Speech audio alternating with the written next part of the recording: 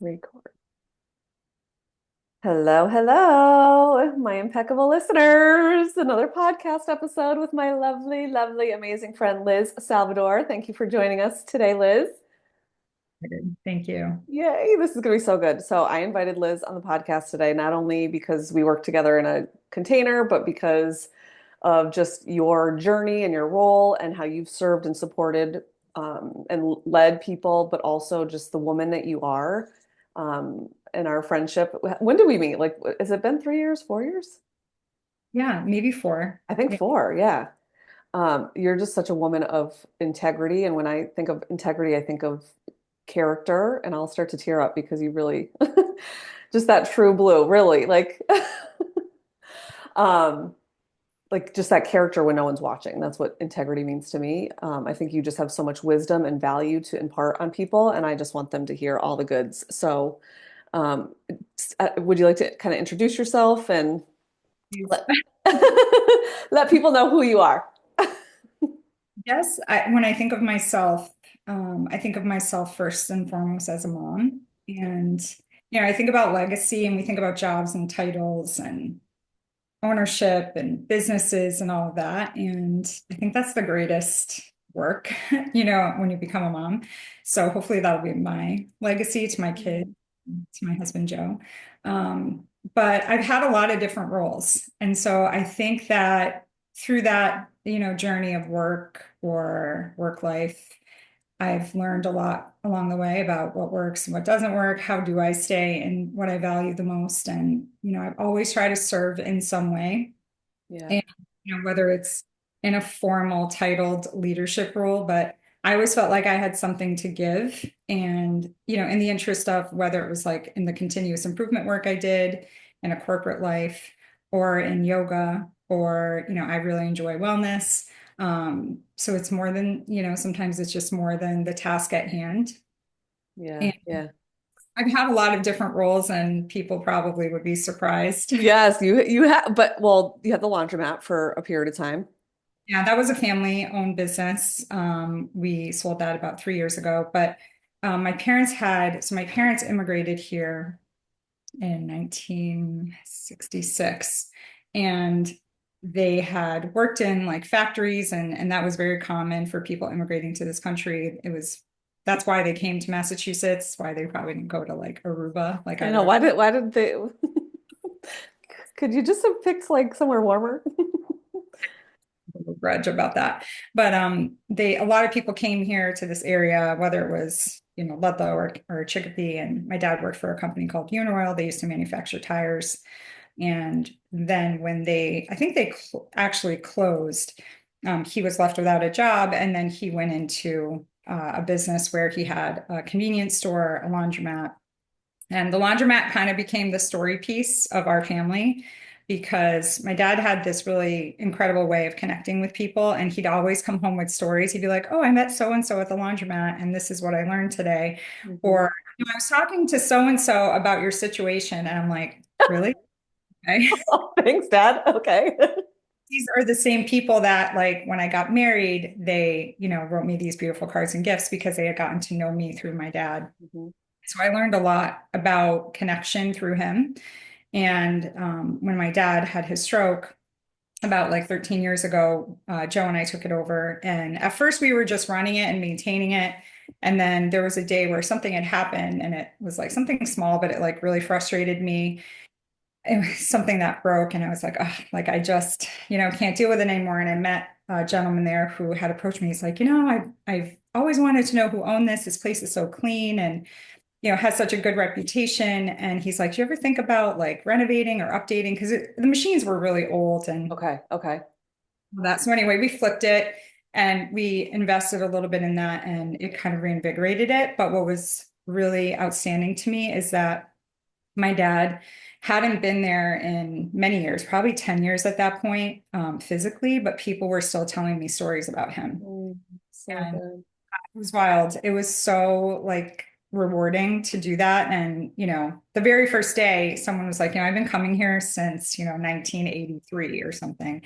And, just the power of people, right? Beyond like what you can do in the physical sense, I thought was really, really amazing.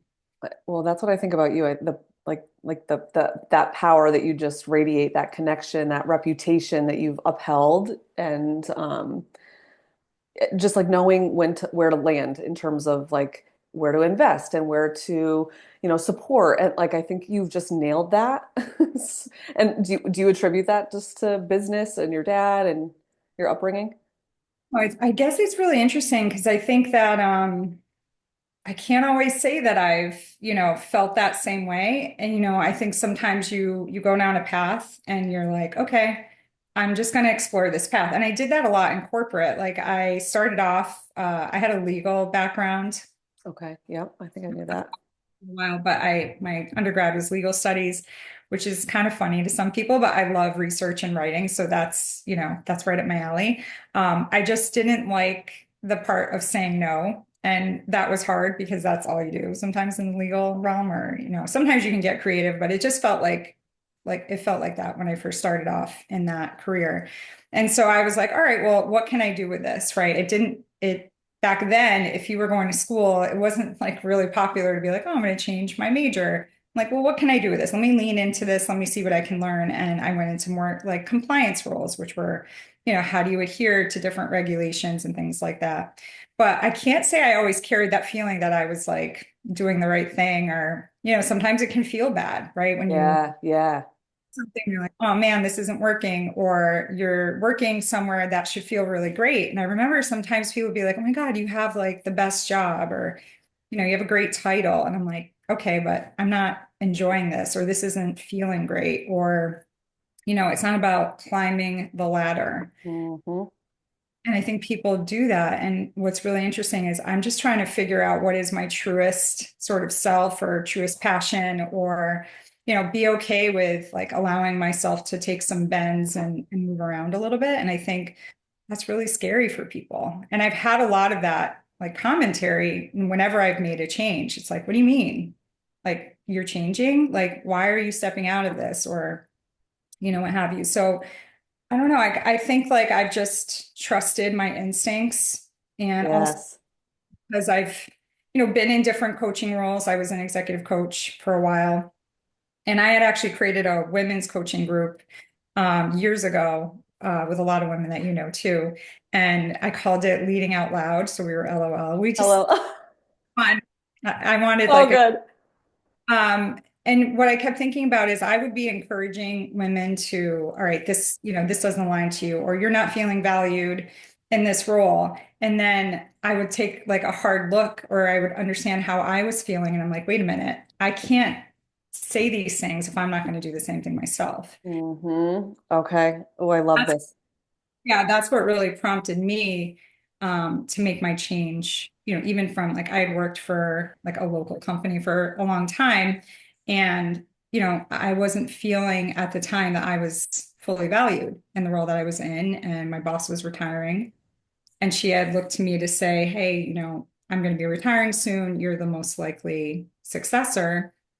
So I was like, of course, scared, but like excited because I felt like I had a lot of credibility in the work we were doing. I had been an operations leader, I'd been a manager, I had done the work. I wasn't just someone who was like consulting and not having the depth underneath. Yeah. Yeah. I got passed over for that Okay. role. And that was my big moment. I was like, okay, like, and I use this phrase, and I don't mean this in a derogatory sense. I had my like a few moment.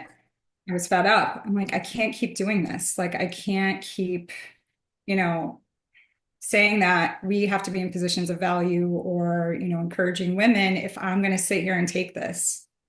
And so that was a big moment for me. I mean, I had a lot of leaders that definitely supported me. I still talk to them, and, I definitely feel like they respected me. But at the time, I was like, this is, it's time. I think I've exhausted my path here. It's time for me to leave. Yeah. Yeah. Because I didn't want there to be drama around it. But at the same time, like I would be like diminishing like everything I did, everything I invested, um, everything I knew, everything I offered, everything, I brought to the table. And I'm like, if I stay here, I'm basically telling them this is okay. This It's is not. this is and I coach on this a lot, like the power of decision making. Like it's like you were making these decisions, even if it was like subconscious, right? Like there was that nudge, like in a season like that, if other women are experiencing that, what would you say to them? A season of like almost like discomfort in a role or yes, like being overlooked. Like what, how did you land with that integrity? Is it decision making? Is it just going back to those core values? Yeah. And I remember, I don't know if it's a quote. I don't like to use quotes too much, but sometimes you just hear something and it lands with you and it's like you already know the answer. And you can't, your inner wisdom's already telling you that. And that sort of battle you're going through in your mind is because you know the answer, but it's going to be hard. It's going to be really hard to step out and say, no, like this is not okay. You're going to make people uncomfortable. You're probably uncomfortable.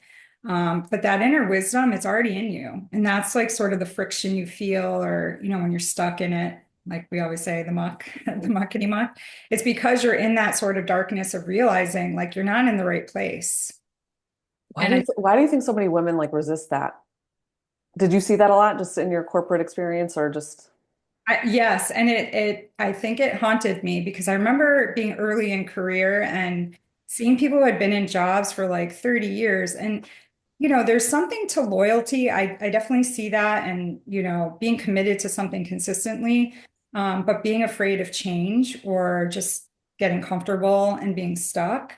And I think a lot of times we're influenced by outside, right? Like why we don't stay or why we don't go or like kind of stay aligned to our values per se is, culturally women, are told certain things. You may have been raised a certain way and been given certain messages.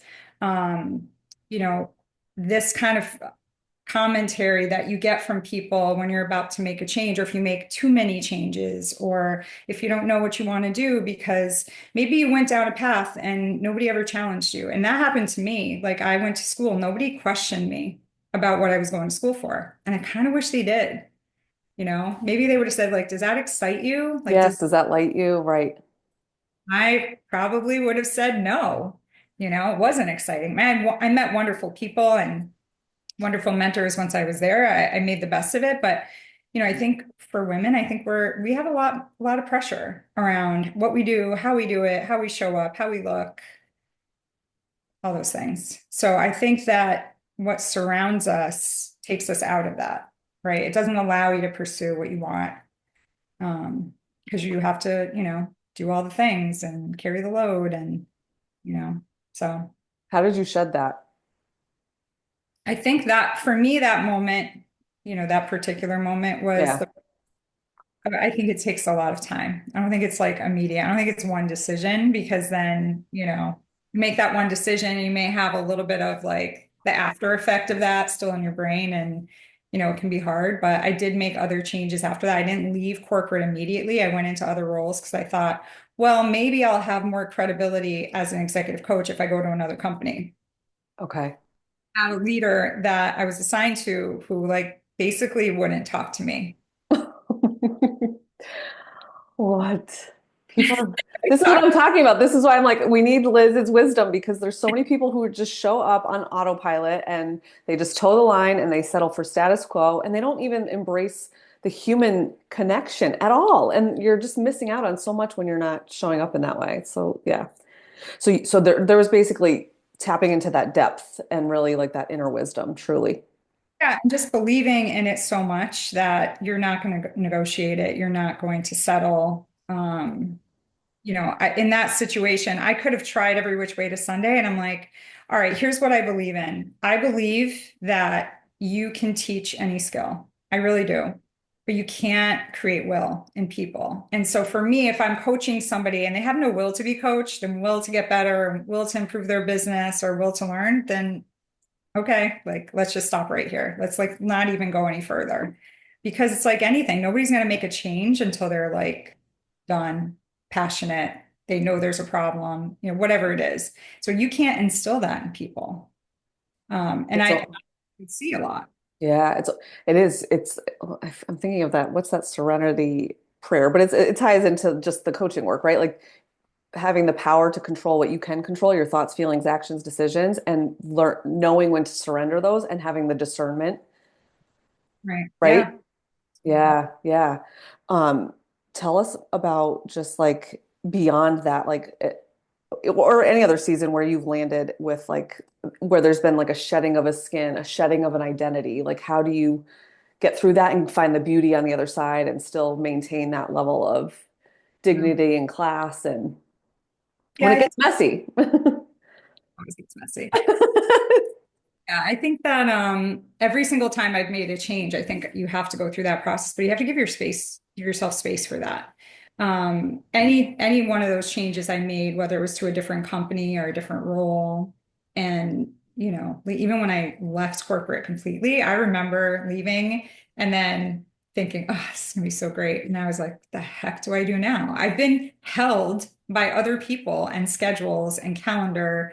I didn't even know how to do it. I think I started like booking myself just so I could, like, I don't even know. I was like, I've been told I have to go to an 8 a.m. meeting, or, my last job was pretty intense. It was like 7 a.m. I'd be driving to Hartford, being on the phone, or like, oh, it was just so intense, so much drama. But I think you really do need to give yourself time to unpack that. And I think people are uncomfortable. And, the parallel that I see of being in yoga is it's exactly that, right? Like when we arrive in the room and we center in the yoga that we teach, when you're arriving in the room and you're in that stillness, it's super uncomfortable. And when you're going through these changes or decisions or transitions, it's very uncomfortable. And I don't think people are willing to sit with themselves enough. It can be dark. It's like I read a reference once to, change or transition as being in the dark woods. Um, and people are afraid of the dark, the thoughts, did I make the right decision? And they seek validation from others and all of that. And you're right. I like the reference to shedding because it is. It's like you have to kind of let that go and kind of work that through. And, if you can be still enough and maybe kind of go back to why you did it, you'll come out on the other side. It's not always like bigger, better, Right, bolder. right, right. Like the if and when place, like, oh, when I leave, that's gonna just be like a fairy tale. Yeah, it's not always that. No, for sure. Because when I left corporate, I went into our family business, which, heating and air conditioning, that's really like Joe's like specialty. And he has all the wisdom. I know how to run a great operation. And I can do a little bit of marketing, a little bit of social media, things like that. But I'm not the expert. Hmm. Leave that space of maybe being an expert or comfortable having depth of knowledge, and you go into another space, you're like, great. So it is. It's well, it feels like icky to start small or to not, like you said, like not have that those reps in where you have all the wisdom. Yeah. And I think a lot of times too, and I don't think this is different for men or women, but working on ego and understanding how that plays a part in what we do and how we do it. Especially in an environment like being in a corporate environment and understanding how things work and navigating corporate politics or titles and how you're rewarded for everything. I do think that that takes some work to understand that you can't lead like that. Yeah.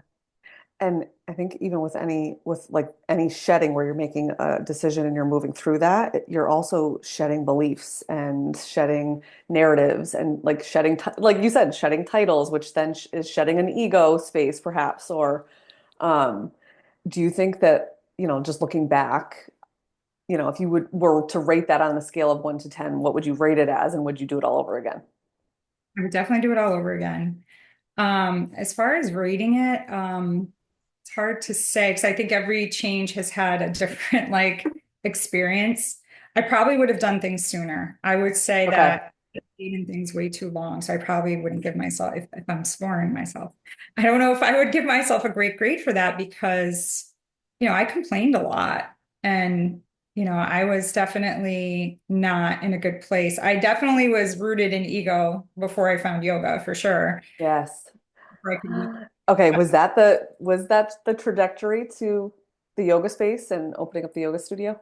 Well, it's interesting because I think it was more of a self-care because of, I didn't realize how stressed I was. I mean, I definitely knew I had a lot on my plate, but I was navigating this like dual situation of caring for young children, also caring for my parents in some way because of my dad having had his stroke and us taking that on. It was just overwhelming. And I was feeling like I was going to crack, truthfully. And I couldn't find anything. Like I had actually done CrossFit for a little while because I was like, yeah, I'm badass. I can do that. And then I fell once on a box jump and I leg open and I'm like, what the heck? Like, what am I doing? Like, Just adding more layers to my life. Yeah. no, in hindsight, and I've actually heard about this more, thank God, because I needed some validation. I'm like, I think I'm actually putting more stress on my body. I mean, not that lifting heavy weights is important for women, and I'm a big believer in that, and I still lift, but it was different. The intensity, like the environment. I mean, I was with a bunch of 20 somethings thinking I'm still like soft and but I remember that a lot of people from CrossFit started going to yoga for mobility. And I started to just go to, local classes, and it was giving me a little bit more movement in a different way. And I was like, I actually think I like this. And, there's powerful classes and all of that, but I'm like, I think this is a little bit more my pace. I had to find a way to then incorporate lifting in because I think it's, super important for us as we age. But yeah, I kind of bridged it more so of like, okay, I actually find that I'm finding some peace in my brain when I'm coming. And it took a lot of work. I would sit there and my mind would still be buzzing. Yep, yep. I was realizing like, why am I struggling so much in this class? And it was like the first time I was typically alone. Because if I wasn't caring for my young children or, taking care of things at home, I was running back and forth to my parents' house because my dad was home while we were caring for him. And, that it required a lot of care, Yep. coordination that I was responsible for. So I was like, okay, like this is actually taking me down a notch or two. And a lot of people show up like that and they have like they talk about the reference to the monkey mind. Our mind doesn't stop and it keeps going. But I really had to work at that. Like, and I think breath is a big part of it too. Um, it's something that you really have to work at and stay with. I think it's the hardest part of It's yoga. yeah. Like people think it's the moves. I think it's breath. I think it's staying in stillness, being with, Yeah. staying consistent. We just love to buzz. Like I love No, I, why?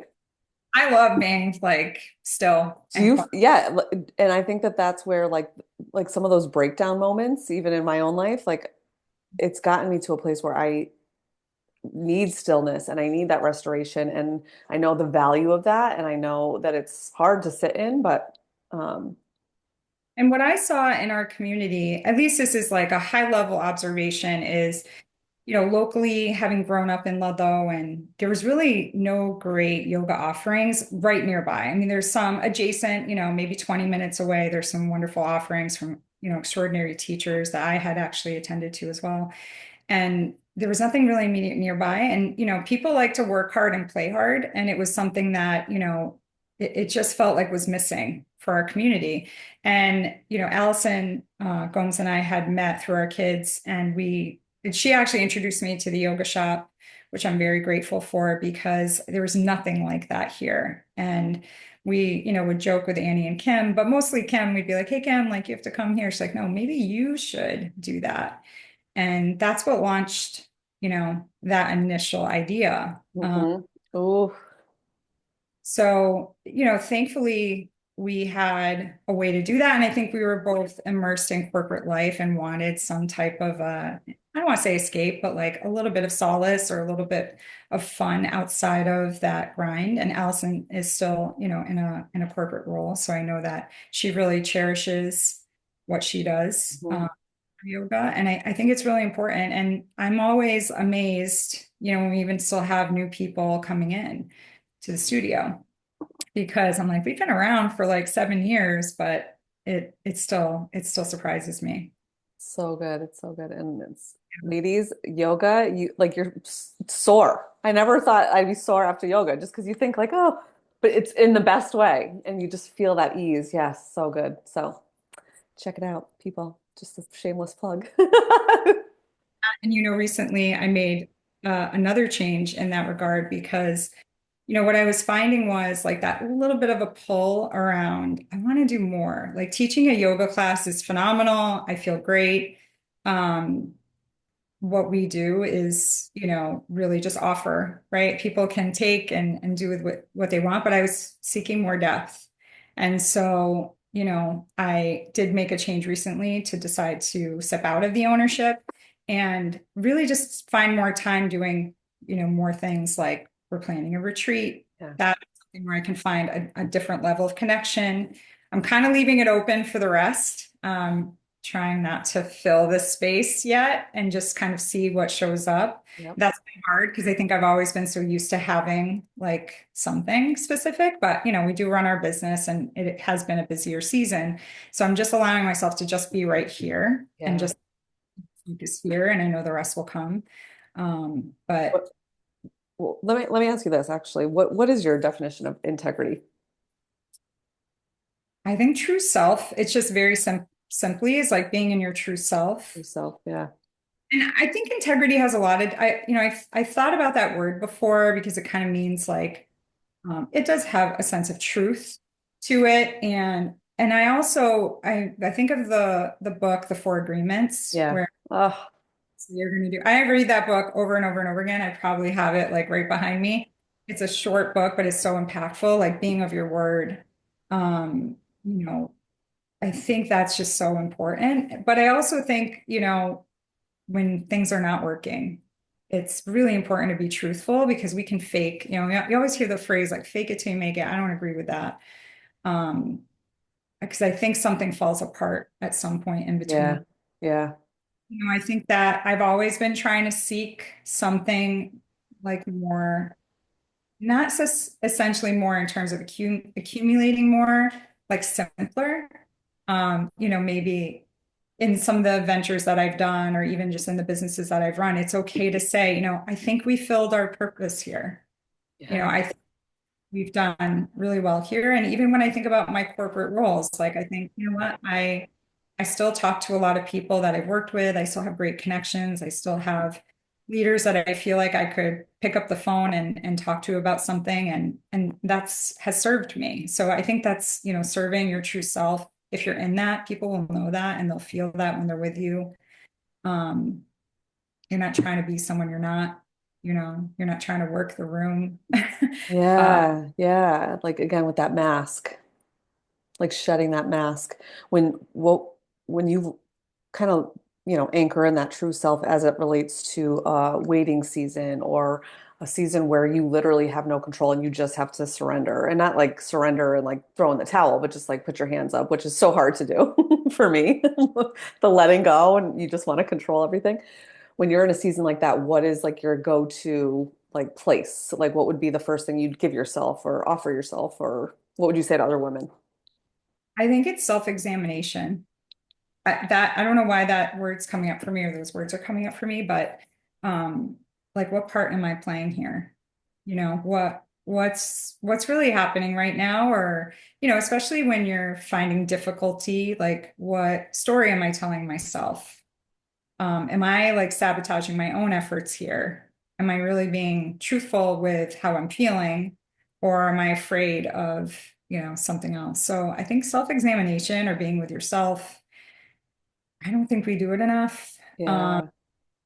'Cause I think When those questions come up and you actually answer them, like how do I think often we as women, I think to your point earlier about like we're taught to like not speak to our strengths or like, culturally or with all the messaging we get, we're maybe constantly in that second guessing mode of like, oh, well, I thought this was how I felt, but no, maybe not, just because you are maybe feeling the true discomfort. Like when you answer those questions, what is like the green light of in terms of okay, this is it. Yeah, lean into that answer because that's absolute truth. I'm going to be honest, I'm not good at that myself at all. We do. We second guess, right?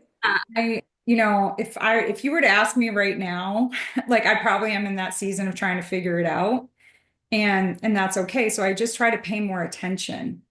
Like I also think you can learn a lot from connecting with people on a deeper level, like not just surface kind of stuff, like how are you doing?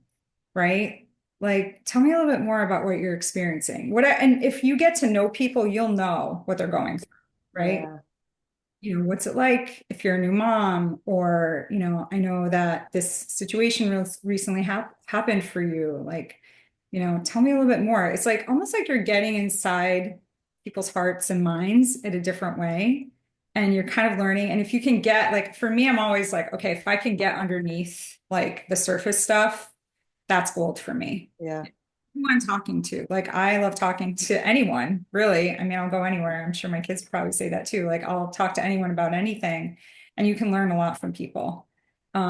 So sometimes it's not about like gaining, like you're not getting the answers, but you're sort of just understanding, like, hey, everybody's got an experience, and I think that's the collective that we should try to be a part of.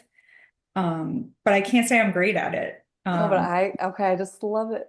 Situations I'm like, oh yeah, I'm so good at this. I just know this isn't working. That's what I start with. Okay, okay, love it. There's a nudge.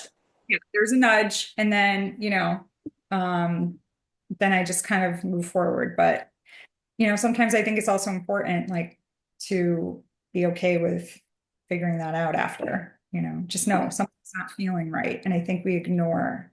And, going to the yoga piece, like, if you study anything about the mind and the body, understanding how we hold stress and we hold tension, and if you believe in any other modality, like something like somatic work, where we hold tension in our body in ways that we don't even realize because of the pressure we put, or the pressure that is placed on us. Um, I think unpacking that, or taking time to understand, why do you have that knot in your stomach every time you go to work, or you talk to that person, Yeah. or everything feels tense when you're arriving at home. Um, there's probably a lot to notice about yourself. Um, but I can't say I'm great at it. No, but it's like giving yourself the space, leaning in and just like letting it be, like it's like taking the next best step. And I love that you said that because I did that the other day. Um, I was just like, okay, I cannot control anything else. So I'm just gonna go out and like serve. And I just went to a coffee shop and I'm like, let me see who I run into and how I can just like pour out like and like have those deep conversations. And it's so expansive afterwards. And you're like, it's just easier to let it go, I think, after something like more meaningful. It's amazing for two reasons. One, because of the word you said, which is control, because I do think that's like a keyword. Like, a keyword on my top list of like what I see is everyone's trying to control everything, and that's so hard. And so I am trying to like surrender a lot in my life. But that's how you and I met. Was through Yes, a socialite. And I was like, I think we know each other, or should know each other. we should. We probably would have never have met. And that's why I love, all the local places, because I've met so many people. And, I think when you have a common love for coffee, like, you're already bonded in some way. But, Yeah, yeah. I really do think that what you do is serve when you show up, because there's something very magnetic about you. And, of course, like, I'm very grateful that we got to know each other and became friends, but I've learned there's so much more to that. And I just think that that's what people have to do, is kind of put themselves out there sometimes too, and just be willing to learn and grow and be challenged. And I'm very grateful, because I know you were a big part of that. Oh, love you. Love you. It's so good. So good. And this is all, it's like everything you're saying, right? Like surface level, it's like, okay, lean in and move, make decisions and then surrender. And it all truly is simple, but it feels so hard.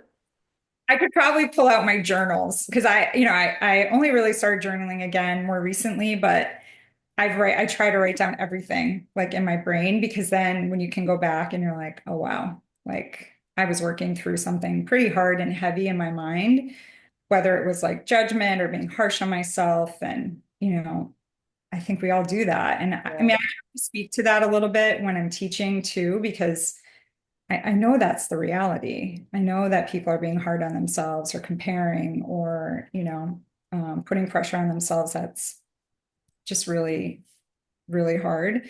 But Yeah. here I am now, but it's not to say I don't have difficult days where I'm kind of working through how my brain works, and, trying to figure things out. And I did feel that, like, sort of piece of me that was like saying, hey, you got to be doing something productive. I'm like, well, yeah, I kind of am. How about if I just can focus on one thing instead of Yes.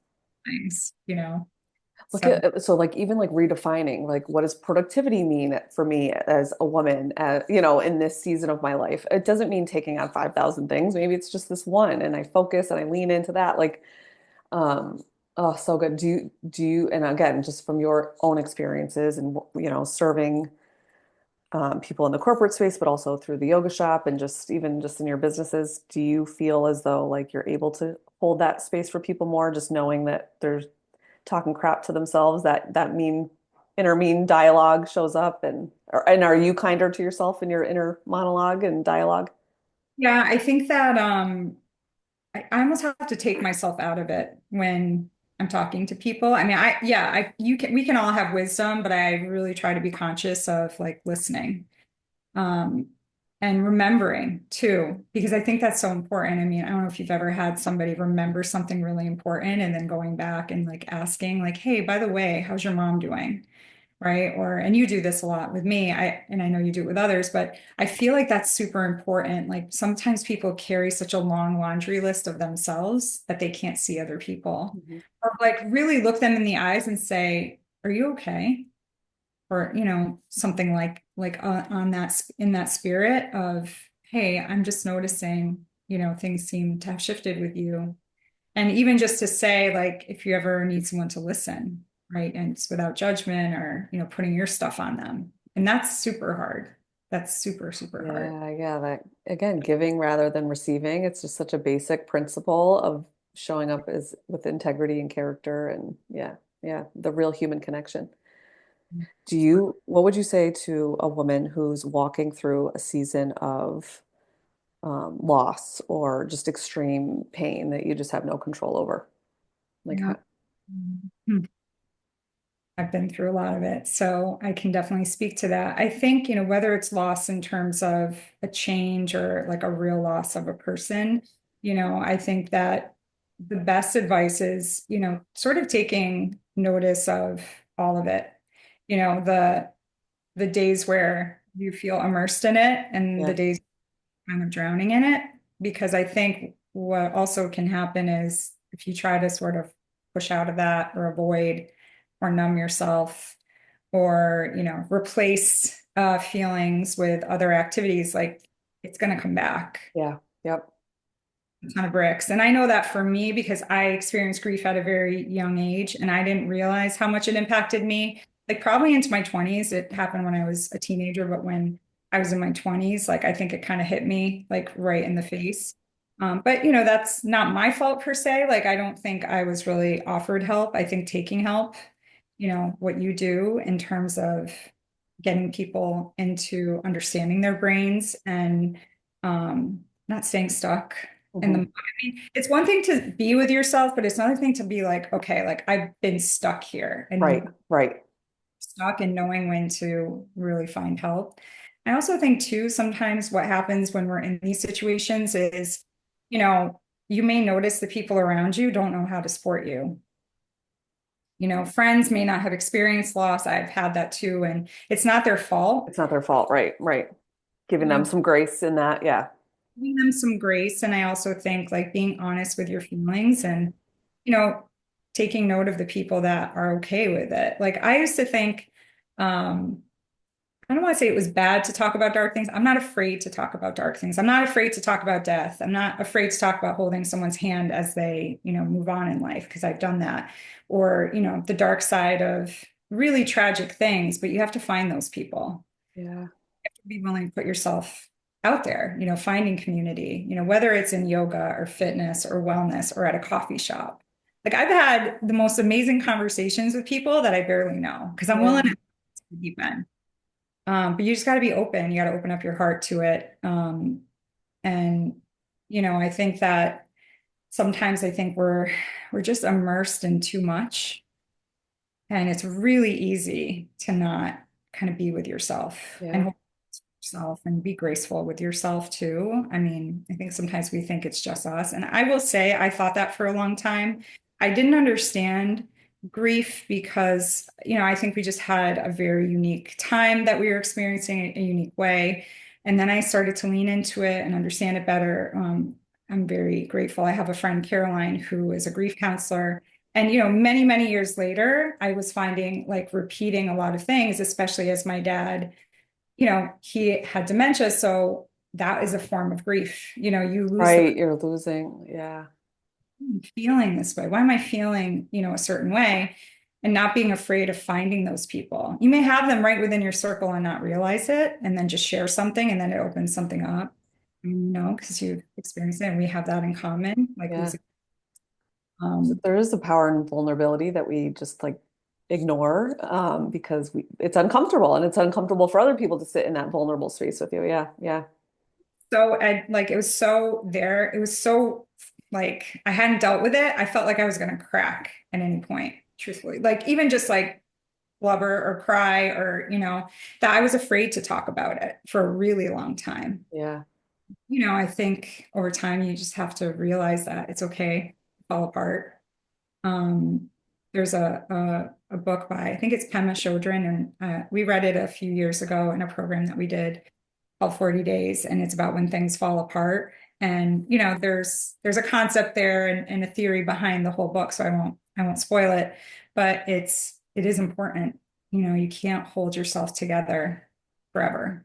yeah. There's like a breakdown to a breakthrough. I really believe that. But unfortunately, we don't allow it, like you said, we bury it. We don't allow ourselves to feel it. We don't face it. Our heart posture is just that of apathy or victimhood or, and then what I, just even the coaching clients, and obviously a lot of the clients who come to me already baseline have that level of integrity and character and they can, get back on their feet. But you watch people just engage in some of these micro behaviors as it relates to these heavy seasons that don't serve them, that don't serve their relationships. And then they wake up one day and their whole life has fallen apart. And that is where it's like, oh my gosh, please just just that one deep look or just leaning into that pain a little bit more is going to serve you so much. So yeah. Yeah, it can feel, I mean, it can feel like, so I think you and I have talked about this, like feeling alone or lonely versus just being in solitude. And I think there's a power to solitude. But sometimes it like has a very fine line with feeling alone. Yeah. Um, you know, depending on, you know, your life experience with that, it can that can feel heavy and hard. So I think, you know, whether it's women or men, I think a lot of men also deal with a lot of mental health challenges because I think they're conditioned to be strong and, you know, not deal with their feelings, and then they kind of suppress or not even acknowledge it, right? They totally disconnect. So, you know, what I've seen like in the world of like wellness or yoga is that you give people a place to know that it's okay, you know, to hold themselves there, to, you know, shed a few tears on their mat, to know that Mhm. working through something. But it's definitely, you know, not easy. I can say I've gone through many, many seasons of that for sure. What would And you say? people don't Well, understand. yeah, They don't, yeah. Listen, I love a good cry. Like I appreciate a good cry nowadays. It's freeing. Um, I what mean, would you say to your past self who's gone through all these seasons and you look at your life now and you say like, wow, I've really gotten through some of these hard times. What would you say? I definitely would say something kind like, you know, I use a phrase, it's an anchor thought, and I probably use this a little bit when you and I were talking. I know my heart. Yeah. And I feel like I always knew that about myself. And so that is just like such a guiding principle for me. Like whether it's in my interactions or, you know, like people I'm friends with, or, you know, sometimes we drift. It's like I know my heart. I will always have a space for you or for something that is loving. And it's just allowing myself to trust that. Yeah. I wish I had trusted that a long time ago. Um, I was just not kind with my thoughts around that. You know, I always felt like maybe there's something wrong with me, or why is my brain like this? Like, why do I think like this? Um, and you know, there just probably wasn't as much information to kind of assure me that that was okay. Yeah. Do you find even just with that thought, right? That's giving yourself that self-assurance. Yeah. Yeah. Would you tell more women to lean into those higher quality thoughts and emotional places that just feel validating without the world validating you? Yeah. Yeah, I mean, I think a lot about the group of women I led last year in the yoga teacher training, and like they inspired me. I think I've been able to tell them that, like watching them go through a process of shedding a little bit of their layers, and they continue to do that. They continue to grow. They continue to put themselves out there. Um, I really think that's important for everyone. You know, Yeah, I think everyone needs that for sure. so good. Just, oh, I just want to hug you right now. Together. So good.